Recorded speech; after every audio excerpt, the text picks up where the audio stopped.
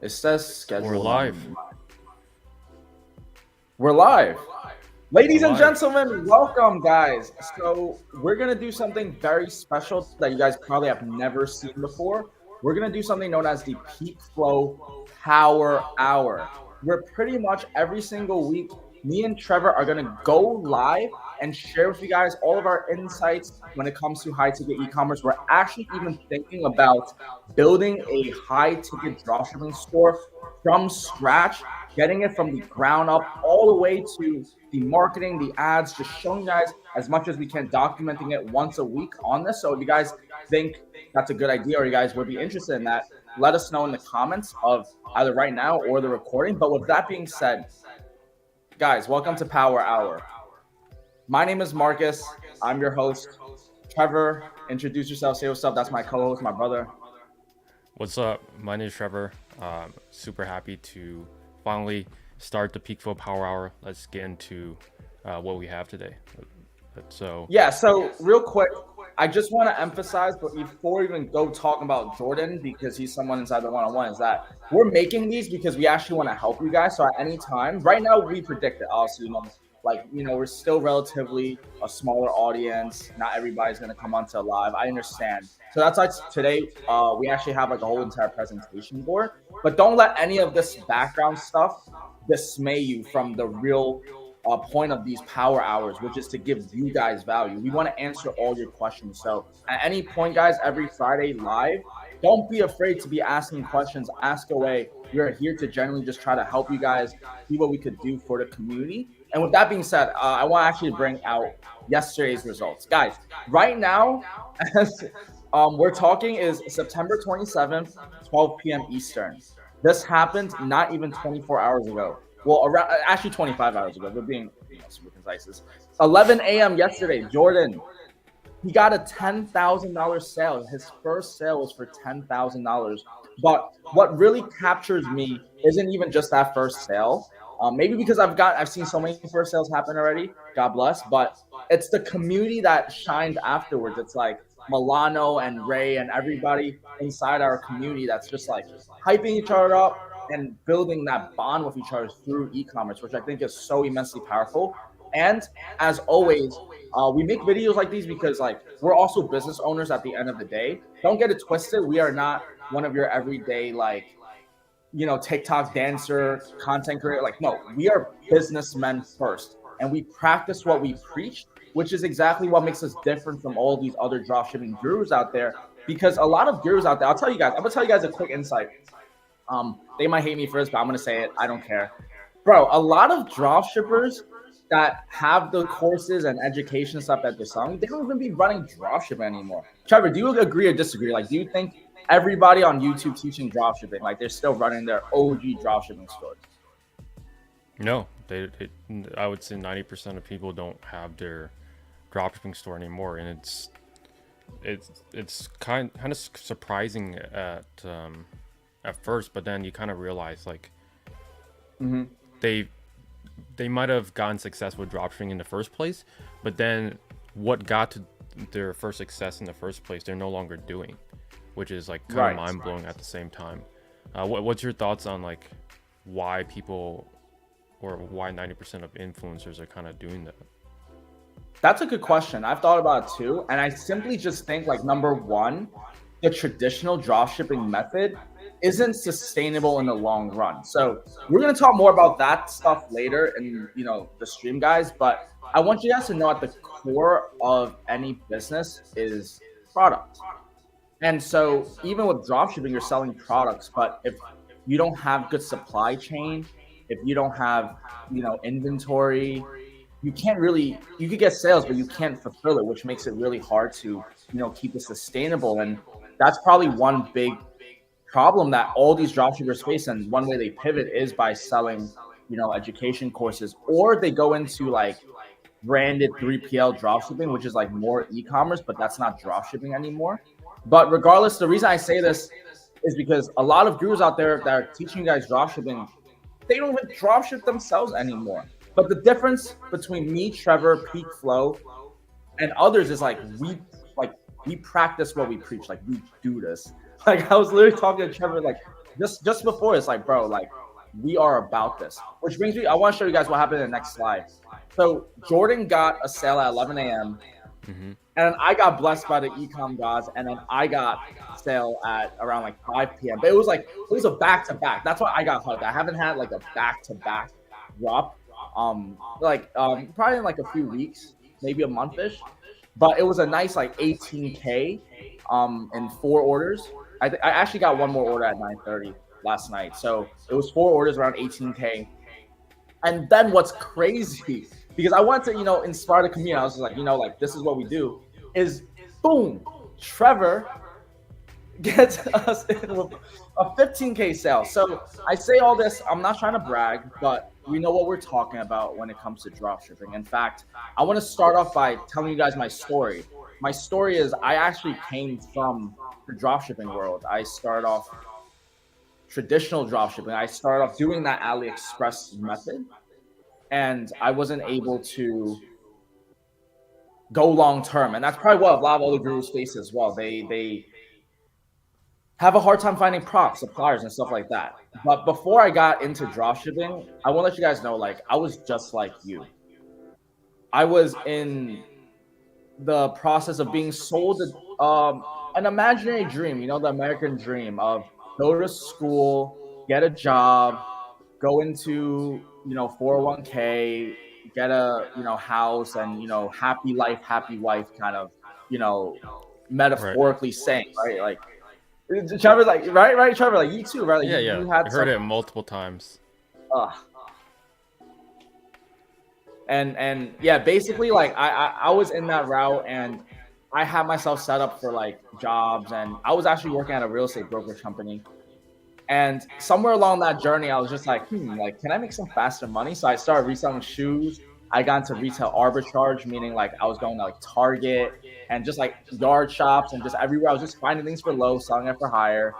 And then that's where I was like, oh wow, like drop shipping is pretty cool because I don't have to own product. I don't have to own these shoes, but I'm still able to like go and make money. So that's how I got started into drop shipping. I don't know where you guys are at, but like drop shipping is really cool because you don't have to own the product, but you can still sell it and make money and pocket that difference. So that's how I got into low ticket dropshipping. And then through years of trial and error, I finally scaled this winning product. But everything I just said right now of like, I wasn't able to scale it properly because I had like bad systems was absolutely true. I'm saving you guys thousands of hours and money from this of just like, bro, just be aware that there's a business model inside dropshipping that's high ticket dropshipping. And that's the same business model that got me out of this huge debt that low ticket dropshipping got me into. And if there's one metaphor or one saying that I could just sum it all to just like share with you guys is now is not forever. When I was in debt, when I didn't know what to do, I had to tell myself that. And wherever you guys are right now in your journey with business or life, just know that like even if this is that period where you have to put your head down and grind, like it's okay because now is not forever. And I'm always cheering for you. And enough about me. I know you guys are tired of hearing my voice. Trevor, like, bro, I feel like I've been talking way too much. That's my fault. Like, you got like where you come from, bro? Like, tell the world, bro. No, you definitely did not ramble on too long because like I still don't know like all your intricacies with like how you got started. Like I didn't know I didn't know that you were working at like a real estate brokerage. You said, right? Yeah, it was like a 10 to 4. If I'm being Nice. honest. 401. Yeah. Interesting. Yeah. So mine is pretty simple, but let me go to my slide. So I got first exposed to e-commerce pretty early on. I would say like 2017. And I started dropshipping on eBay, so ebay.com. And I was doing essentially what Marcus was doing, retail arbitrage. Basically, I would put items I didn't use Target, I used AliExpress, and then I just sold them on eBay. Whenever I get an order, I just buy it from AliExpress, ship it to the customer. Pretty simple, like retail arbitrage. So I did pretty well with that, but then I actually got banned on eBay because I was underage. I don't even know how I was able to bypass it and receive money. Well, I do know because I was using my parents' information, but like the information didn't match. So like eBay sent me like a MC011 or whatever the error was, and then my account got suspended. But enough with that. I eventually started Facebook Marketplace dropshipping, and that was kind of like my big breakthrough moment. It's very similar to Marcus. Like his breakthrough moment was low ticket dropshipping. My breakthrough moment was Facebook Marketplace dropshipping. But then 2 to 3 years later, I still do not know to this day like why it died. I have a clear. I think I know why, which is like the algorithm just slowly. There's more and more dropshippers on the platform, and then just saturated the whole marketplace. And then Facebook did something about it, and then people just started making less and less sales over time. But since 2021, I started doing high ticket dropshipping. I did a ton of other business models like low ticket. I only did like 2 to 3 stores. I had a Google Ads store, which was pretty life changing because Google Ads actually was the main thing that changed my life. Because I was doing Facebook ads and I was never profitable with it. But my first Google Ads store was profitable, like right off the bat, which is really surprising. I also did SMMA, affiliate marketing, SEO content sites, but nothing too much to say about those. Those pretty much failed after a few months. Also, I'm from Michigan, and if there's one thing I would say that you guys should take away from this is like the longer that you stay consistent with just one business model, the longer or the more success you will have. I'm probably going to still do high ticket dropshipping 4 years to 10 years from now, just because it's just once you're in the space for so long, you can basically do it blindfolded.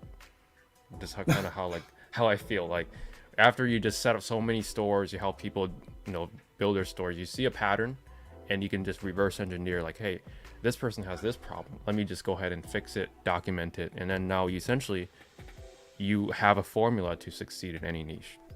But yeah, enough with that. I'll let Marcus take it away with like, why are we even talking about this and why should you even make money and even consider doing this in the first place? Thank you, Trevor. You weren't babbling. I was actually like learning some intricacies from you as well. And if there's anything the audience can take away from this video, because I get asked this a lot, I'm sure you do too, Trev. Like me and Trev met and started working together like a year ago. And then before that, we knew each other from the same like mastermind group. Shout out to Shri Kanase. If she ever watches this, shout out to Shri. He gave me the breakthrough moments. He changed my life with dropshipping. But I say that because throughout the time we were working together, we have helped countless students, and those students also went on live to like really share their experience. So I think that's really cool for you guys to check out if you guys are thinking about this business model. And I say this because that's also why we started PeakFlow. We started PeakFlow because like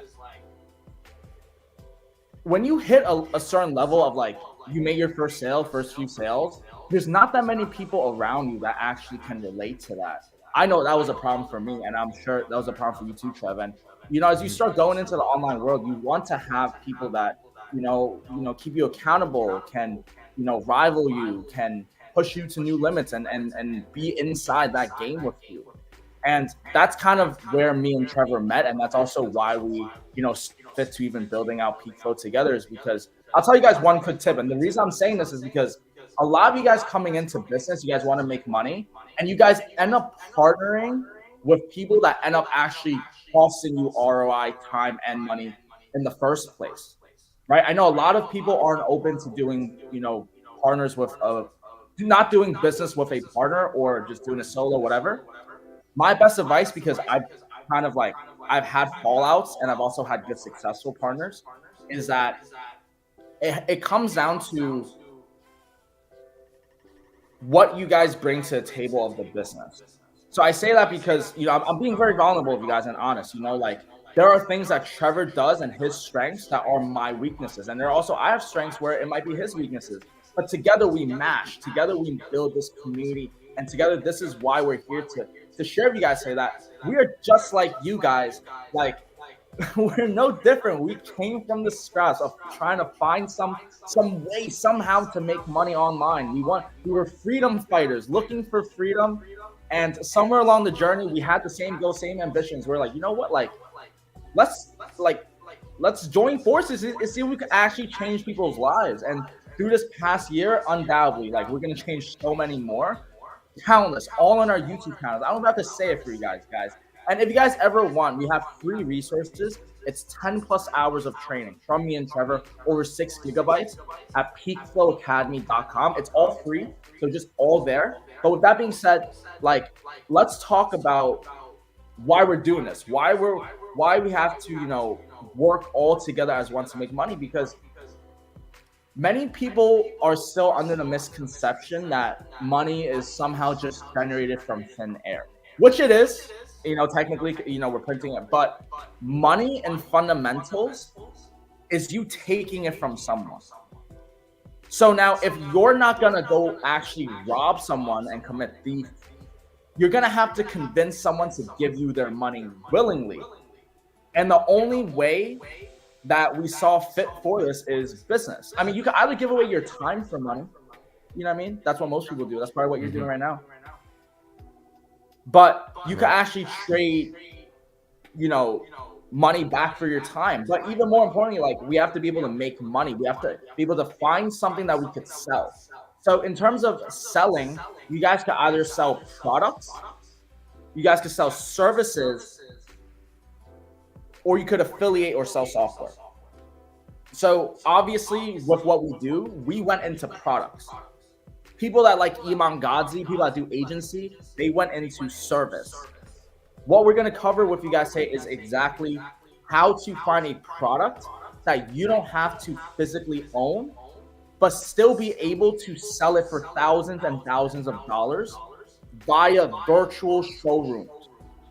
So it's very important that we have all of this in mind. We understand this big picture, and we're going to go down into explaining for us why selling products is better than services. For me, services is very hard to keep a client happy, right? Like, I'm sure you guys can relate. Like, imagine you guys want to do social media manager for a business, right? And you have to build out their social media. You have to pump out content for them, think of a strategy, do this, do that. It's so scary, because if you have like 3-4 clients giving you like 3-4 grand a month, yeah, you're making money, but you're trading your 9 to 5 for a 24/7. That's why, like, products is the wave. But when you go into products, you go into drop shipping. But inside drop shipping, most people don't know that there's high ticket drop shipping.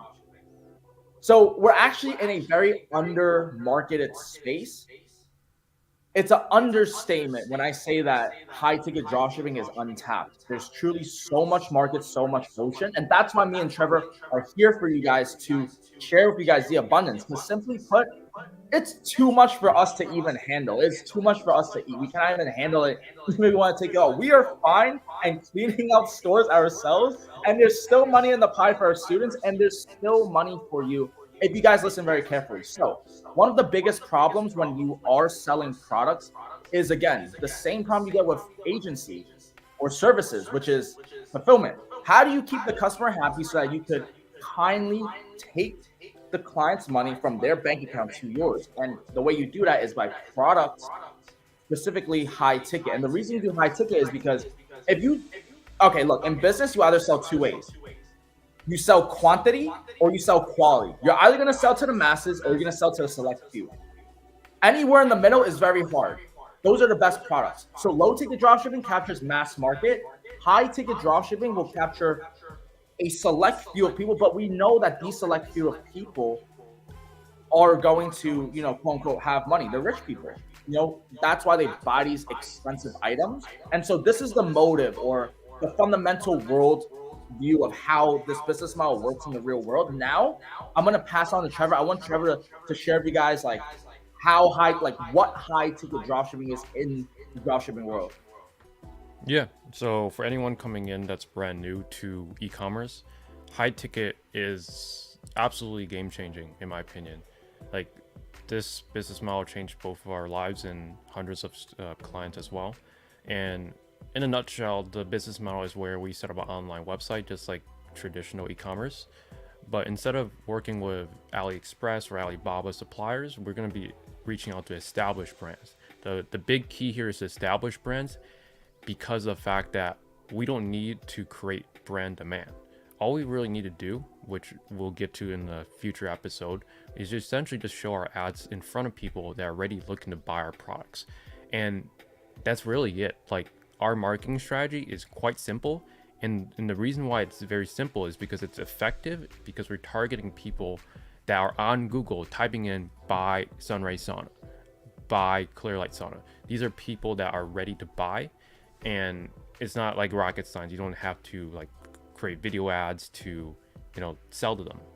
So with that being said, we want to work with USA established brands, and we want to become an authorized retailer for them.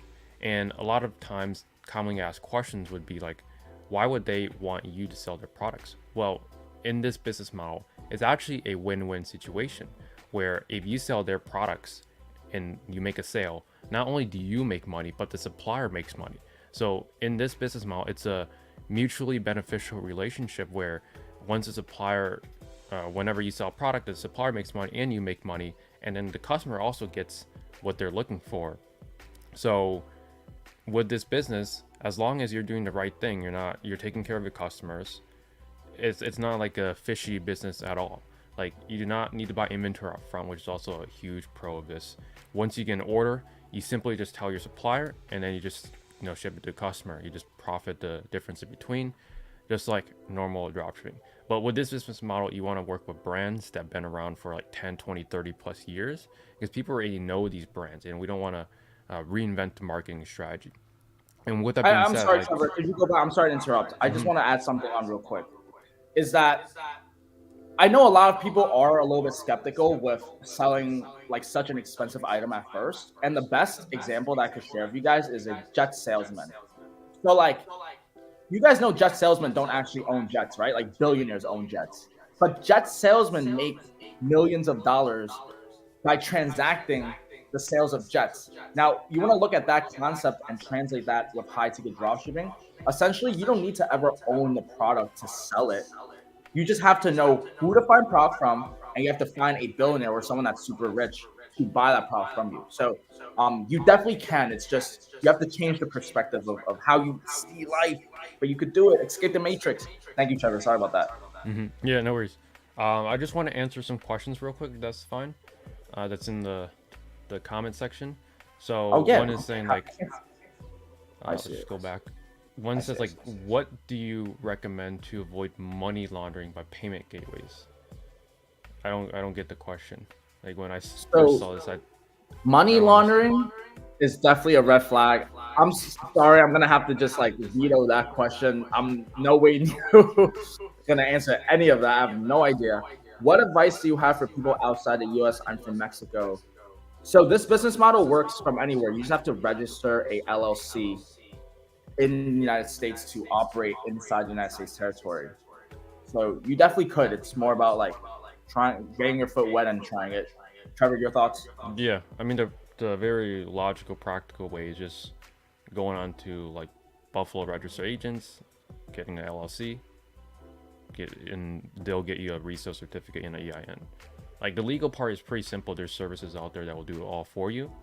So there's not anything complex with that. Yeah. I got another question, which is like, what are the perfect products for dropshipping?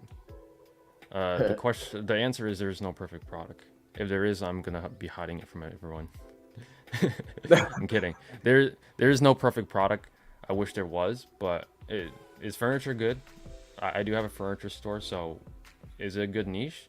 I would say it's a decent niche, but there's pros and cons to everything. The con of furniture is like damages compared to like saunas, for example. Saunas, I know like the average damage rate would be like 150 probably orders. In furniture, it's like 1 in 10 or 115. The damages are quite high, but to combat that, you just need a good return / customer service system. Like you need systems. Know how to, yeah. If you have systems in place for any of this, you can be dealing with the problems. But the furniture, the margins are good. I do like that. Yeah. Next topic. Product characteristics. So for me, I look for products based off of supplier and market. So I like to think from the perspective of during times of economic uncertainty, because we don't know what's going on with the economy and everything right now. who's still going to buy? So okay, fine. Like probably people that have money that can buy. Hey, sorry, I'm sorry. Okay, so like you want people that could buy from you. So it's like, okay, what do rich people want? What do rich people have? So I'm thinking like, okay, rich people probably have like mad different properties, real estate investments. They have Airbnbs. They might be, giving their house to Air. So what do those Airbnbs need? And then I think from that perspective. So I look at it from the market view, and then the next characteristic is understanding if they have good suppliers. Suppliers meaning, and you don't know if it's good or not until you test it, but I like to see if the supplier is responsive. That's the characteristic I look for. I look for a responsive supplier. And if there's a potential market inside that actual market, and then that's where I go narrowing down. That's my answer. Yeah, TLDR, there's no perfect niche, but or product type, but furniture is a decent one. And you just ideally you don't make the mistake of doing a broad furniture store. You want to do something that's more niche down, like for example, living room, bedroom furniture, bathroom furniture, maybe even home theater furniture. So just pick one of. Just imagine your house. Each room is like a niche. It's like the easiest way to visualize it. Yo, mate is from the UK, right? Like if you say mate, that means you're from the UK, mate. Great to see you. I'm just asking. Yeah, that's from the UK. But yeah, with that being said, like, let's just talk about like, there's so many business models out there. Which one is going to be the ideal one? So I'll just start with affiliate marketing, and I'll pass it to Marcus after it. So affiliate marketing, I actually did do this a few years ago. The startup capital is pretty low. Like all you need is just a WordPress hosting, and you can start cranking content. With AI writers now, it's so much easier than what it was before. But the issue with this is the margins are actually going down over time. I actually know someone that did affiliate marketing before, and they said the margins were like 5%, but then nowadays it's closer to 1 to 2%. So that just means like if you're selling low ticket items plus the 1 to 2%, you're basically making pennies. So you basically have to sell high ticket if you're going to do affiliate marketing. The fulfillment is obviously easy. You don't have to do anything with their skills. It kind of has to do with just marketing in general, which kind of has to do with the business model's name, affiliate marketing. But with affiliate marketing, your whole goal is just to drive traffic. So if you know how to drive traffic profitably at a low cost, or just profitably in general, then you're going to make money with affiliate marketing no matter what. Scalability, it's extremely easy, but you just have to actually be profitable in the first place, which is going to be the hard part. Now, outsourcing, there are parts that are outsourceable, like for example, like writing content, but that's also going to eat into your margins when your margins are already low, which makes it very hard to even outsource in the first place. So with that being said, I'll pass it to Marcus for Amazon FBA. We actually had a few people that early on in the program came from Amazon FBA, and why don't you just share a little bit about that experience and like what's the difference between FBA and high ticket ecom? Yeah, 100%, bro. So a few things. Amazon FBA is essentially you having to cover the inventory up front, and then Amazon will handle, the sales, the customer service, and do all of that for you. That's why people do Amazon FBA. But the problem is that Amazon FBA, again, the startup capital is very capital intensive. And again, I want to give you guys as much value as possible. So you guys should definitely like analyze the chart. I also made a YouTube video about this that's going to come out probably like next week or for the next 2 weeks, examining all of these in detail. So you guys don't have to hear me ramble about this stuff. The difference between Amazon FBA and dropshipping is that you have to invest into capital. Traditional dropshipping, high ticket dropshipping, we don't need any capital.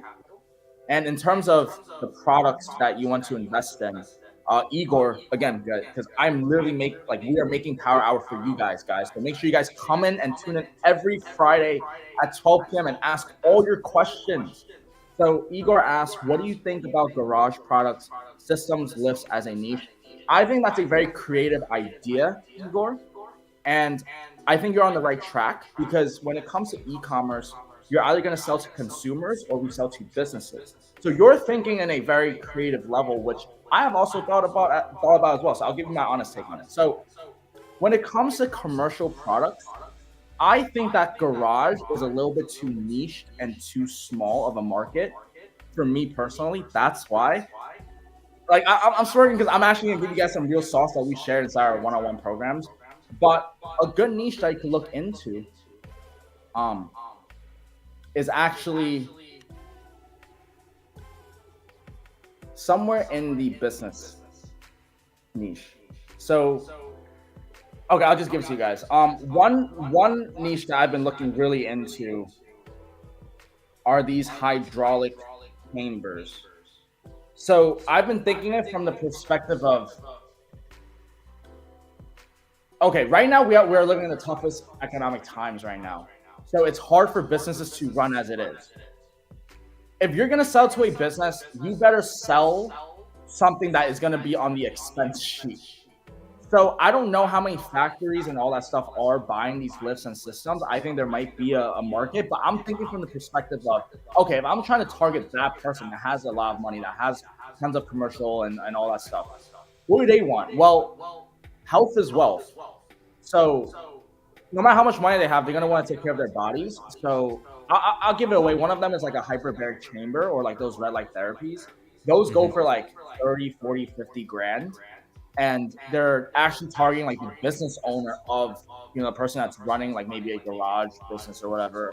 So that's my take on it. Obviously, I could be wrong. That's just one way I'm thinking of it. But going back into this chart, if you guys again have any questions, feel free to ask. Is Amazon FBA is capital intensive. Drop shipping is less capital intensive because you could just buy it from the supplier. You only pay once you get the order. And there's pros and cons into all of it. InfoProst is also really good, but it's also a lot harder to sell. There's going to be a lot more skills required for someone to buy a course off you off of fitness or e-commerce. Like you literally have to kind of like know your stuff to an extent.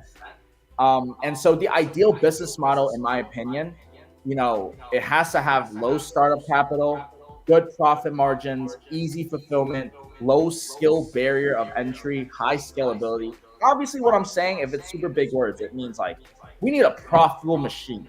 And thankfully, me and Trevor, we spent years like crafting up that $1 billion strategy. It's actually the same strategy like Wayfair and Home Depot use. So it's not like we're like making a new strategy. We're just simply reinventing the market. I think that's what business is at the end of the day.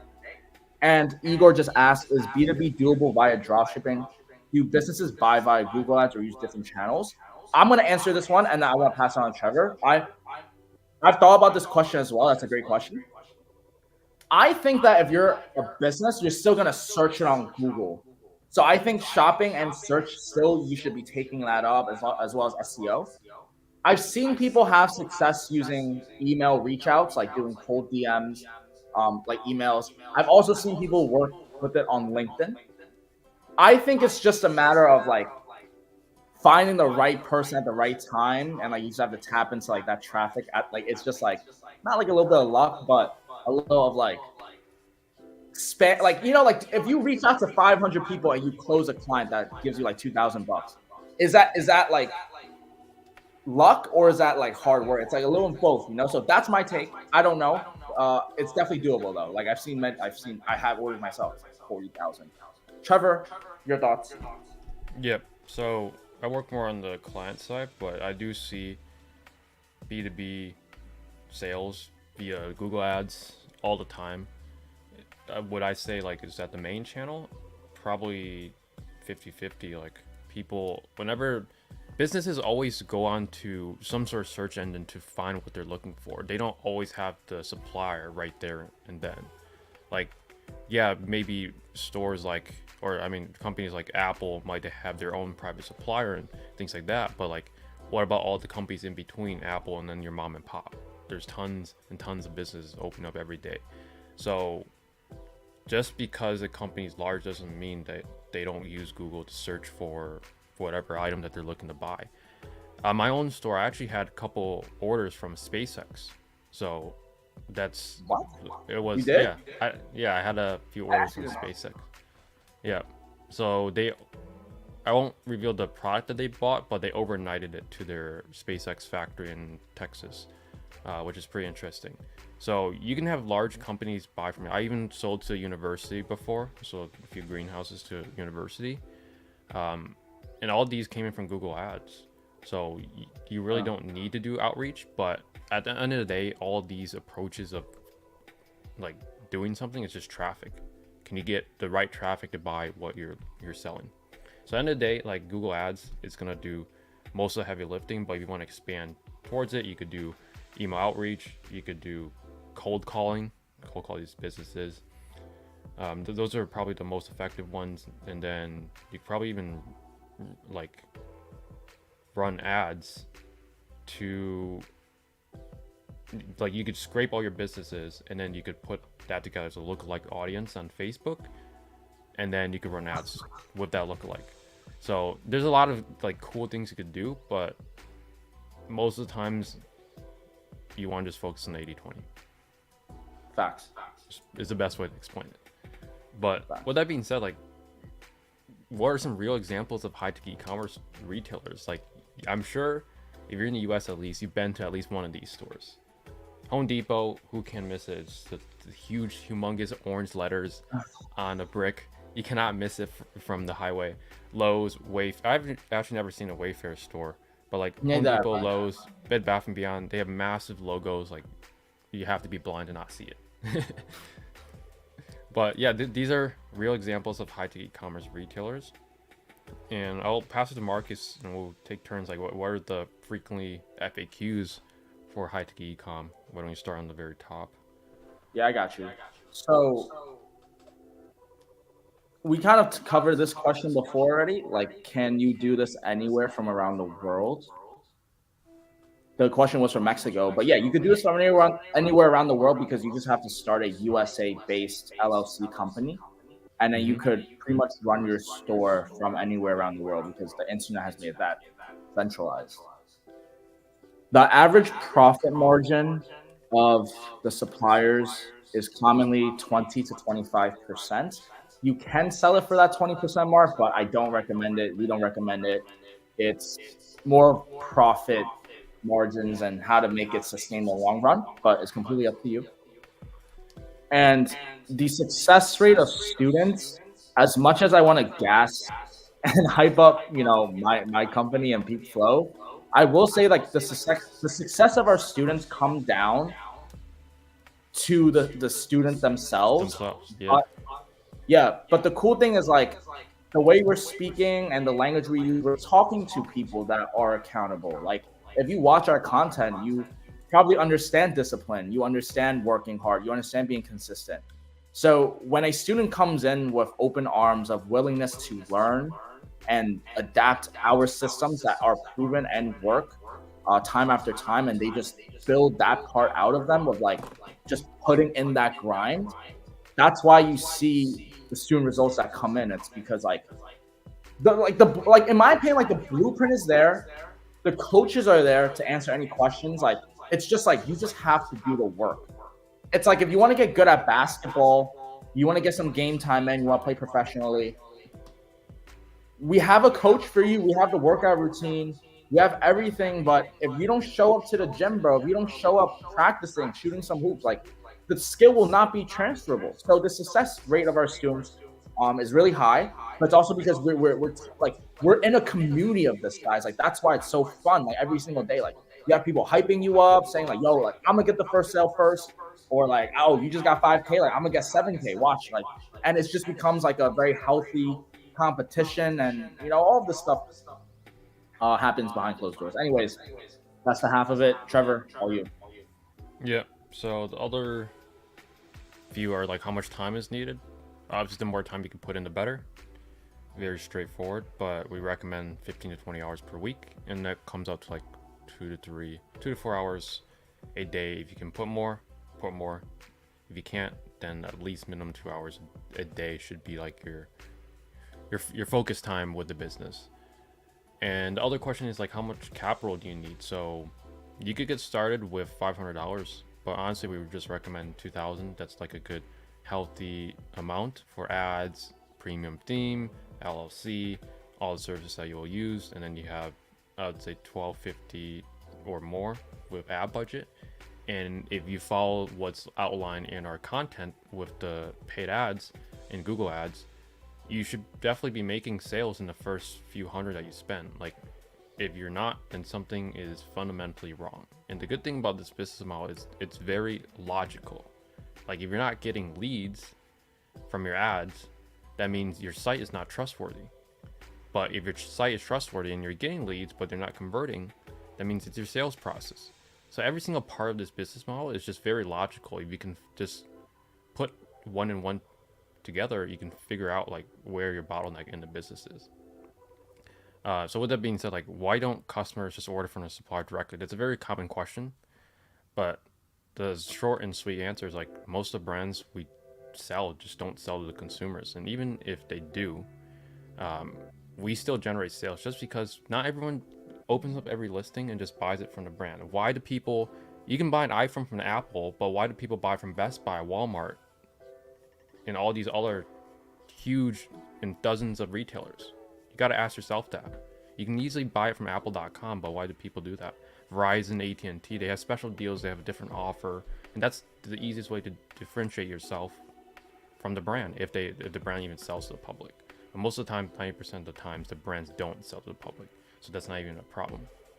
So with that being said, you got some comments right now. We got some questions asking already. Yeah.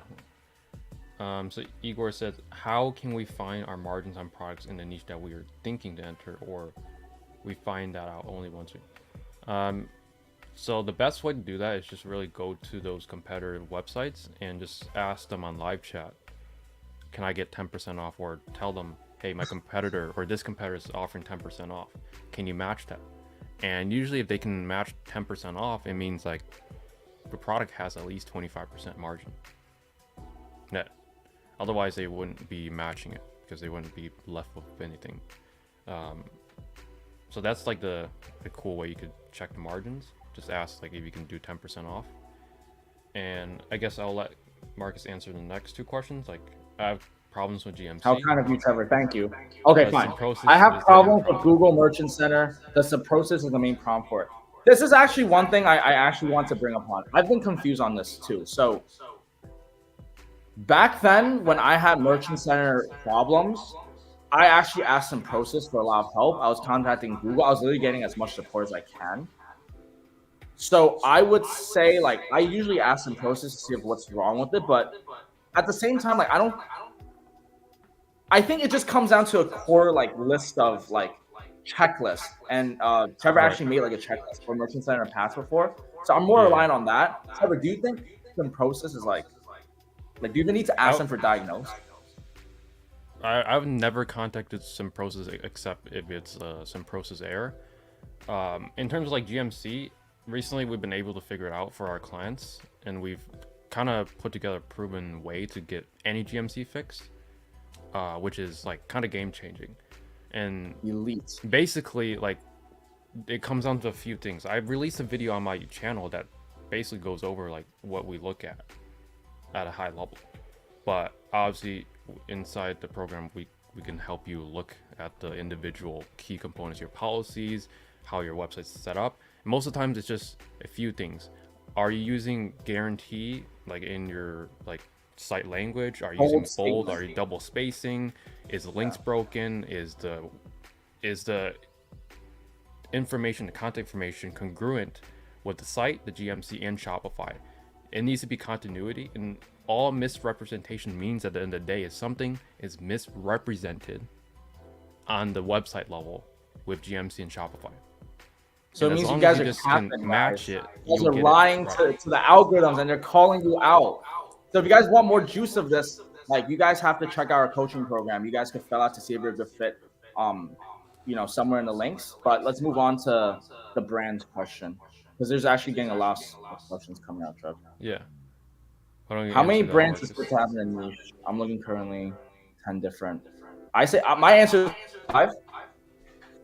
I think you just have a main arsenal of like really good ones after you outreach to a ton. Trevor, yours? How many brands could you have in?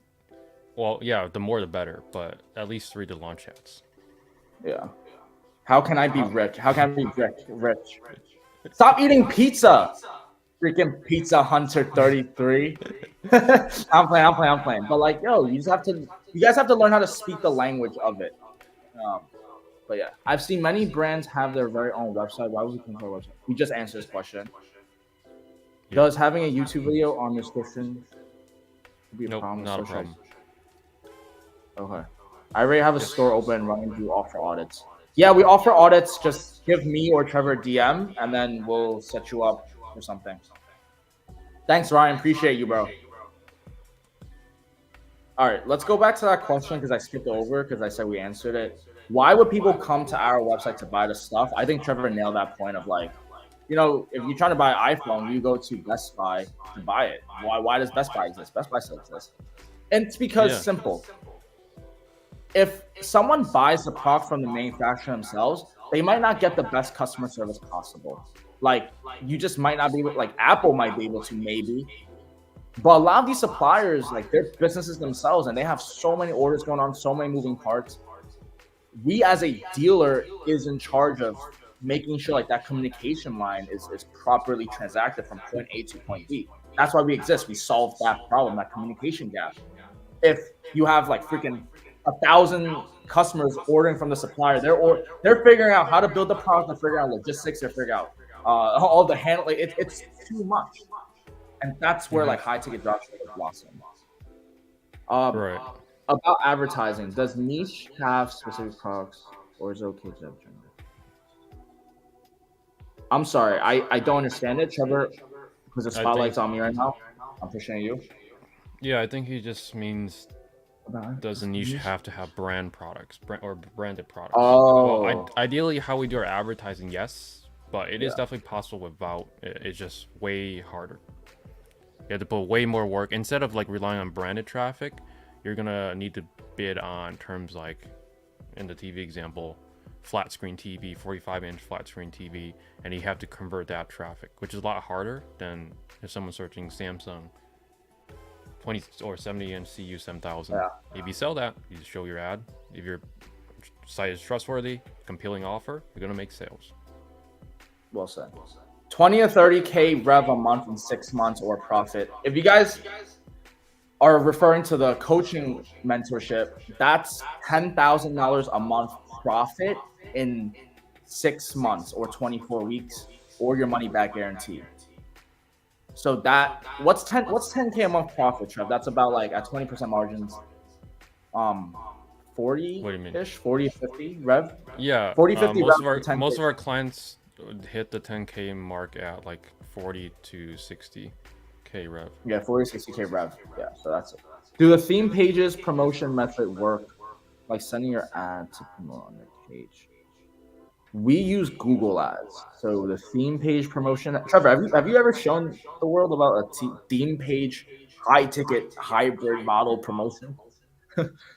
I'm sure it works. It's just you need to have product market fit. Like most of the times, people aren't going to be buying a $7,000 garage lift from Instagram.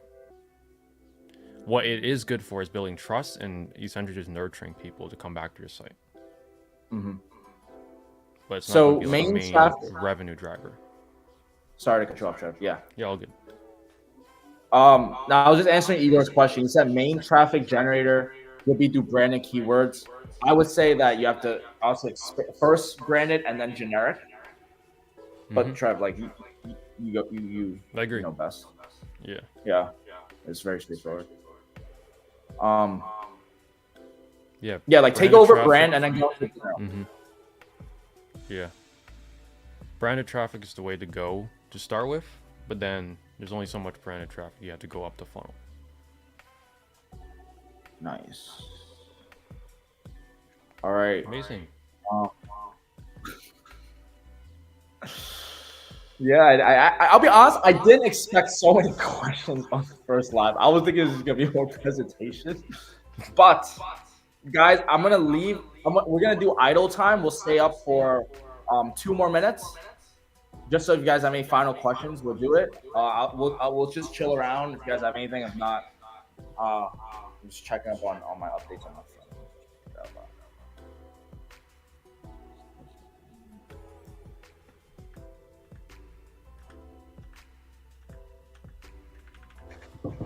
Trevor, anything you wanna talk with the audience, bro? Like, how's life, bro? I think life is good. Life is good. Thank you for asking. I would say one feedback for Marcus: there's echo when you're speaking. We'll make sure to fix it next time. Yes, sir. We love feedback because like in a program the modules are always updated based on feedback. That's the best way to make it better. Yeah, so if you guys try to come into our program, leech it, and then take it, well, you guys are getting outdated information. Leeches. God damn it. Having trouble outreaching to suppliers, haven't had any luck and had to do a product switch to the same niche and advice, been taking calls and most emails. Having trouble outreaching to suppliers. Well, had to switch product niche. Well, we had to kind of see, did you pick a niche that's too narrow or one that's too broad where your domain doesn't fit? A few questions there. But mainly, if you're calling suppliers and not emailing, every person that we work with has been able to close suppliers. And they're not going to close every single one right out the bat, and they shouldn't. But you get as many as you can in the beginning, make sales with them, come back for round 2, get as many as you can, and just repeat that every 3 to 6 month cycle. Get better margins with the suppliers that you're doing well with. And that's essentially the formula with suppliers for high-tech e-com. I would just say keep trying. Like, there's no way, like, if you do like 100 calls, you're not going to get like one good relationship. So yeah. No just means no right now. Just keep that in mind. Facts. No does not mean no forever. And you should. Sir, bro. I don't know if you should approach that with women, but that's a whole nother fucking live that we gotta have to do with Mikey, guys. Make sure you hit that like button. You guys are fucking with our content, man. Shout out to DJ Horizon. Thank you guys so much. Thank you, DJ. Trevor, he actually said thank you. Thank you, DJ. Appreciate the support. Thank you, DM DJ. where? Rodrigo, DM where? Me at Marcus Slam Official, and Trevor at Ecom Trevor.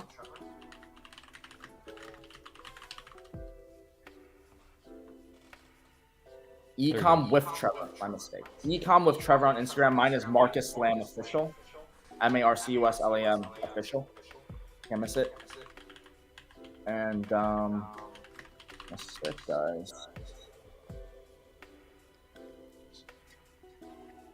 Yeah. Awesome. Thank you, Ryan.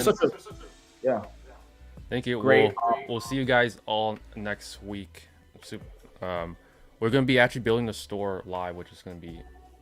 Yeah, we're gonna go through the whole process. We have to go. We're gonna make this like a whole entire like module thing for a long run. I want you guys to like, no, every Friday 12 p.m. tap in, or else like, what are you doing, man? Tap in. Thank you guys. Yo, for the niche selection, we gotta like, someone has to put in like a random word, and then we're gonna take that word, put it into random word generator, and then we're gonna find our niche. 100%. Awesome. Thank you guys. Amazing.